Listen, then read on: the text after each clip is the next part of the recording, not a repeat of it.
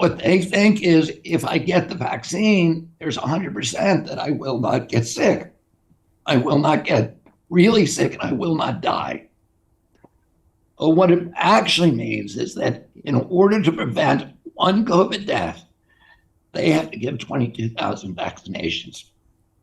And what that means is if you're going to give 22,000 vaccinations to prevent one COVID death, you better make sure that that vaccine is not killing anybody from other causes. And there's a graph that summarizes all-cause mortality. So how many people died in the vaccine group during that 6-month period, and how many people died in the placebo group? And in the vaccine group, 21 people died over 6 months of the 22,000 of all causes.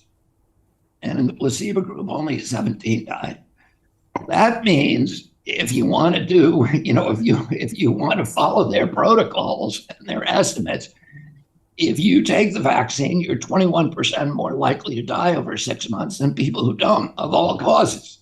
You're half as likely to die from COVID. You're 21% more likely to die from some other cause. And if you want to look closer and say, well, what was killing all these extra people? It was cardiac arrest. There were 5 cardiac arrest deaths in the vaccine group and only 1 in the placebo group. What that means that if you take that vaccine, you're 500% more likely to die from a fatal cardiac arrest over the next 6 months than if you don't. What it also means is that for every life they save by preventing a death from COVID, they are killing 4 people from cardiac arrest. And then if you look at the real world data, and the people who've really done a good job of parsing this are my friend Steve Kirsch, and then, the Wall Street genius, Ed Dowd, who I hope you can get those guys on your show at one point. But what they've shown is that by looking at insurance data, by looking at Social Security data, insurance data from all over the world, Social Security data, the mortality and morbidity data from CDC and others, that there's been this huge hike in cardiac arrest death and unexplained deaths. There's so many unexplained deaths among adults that CDC has created a new category of death called SADS, which is sudden unexplained deaths. And the province of Alberta, which is heavily vaccinated, has reported that the highest cause of death in 2021 was unexplained deaths. And this is something that's never, and those deaths are happening to young people. COVID kills the elderly near the end of life, but the vaccines apparently are killing people very young. And we're seeing also, there's so much anecdotal evidence.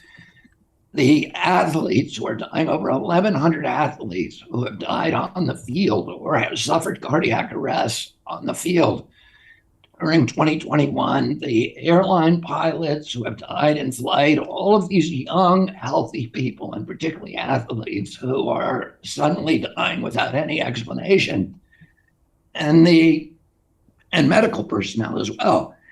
And the reaction of the media, the social media, and the pharmaceutical industry and the medical cartel has been to censor information about those deaths, to make sure that the public is not seeing what's happening and is not asking questions. Hey, it's Brian Rose, founder of the DeFi Academy. I've told you my 4-week crypto bootcamp is amazing, but don't take my word for it. This is what my students are saying. The DeFi Academy was an amazing experience for me. It took me totally out of my comfort zone. In this course, I was challenged, I was held accountable, and pushed to do things that honestly weren't always easy. It's been phenomenal, and I can't believe we're already up on our 4 weeks. It has flown by. Going through this DeFi accelerator by far was one of the best courses I've taken. You do this course, you really get into the nitty-gritty of the activities that will make you comfortable with decentralized finance. Thank you so much to Brian and everyone at London Real and the DeFi Academy for even putting together an amazing course like this. Anybody else that wants to do it, please sign up. It is well worth the money.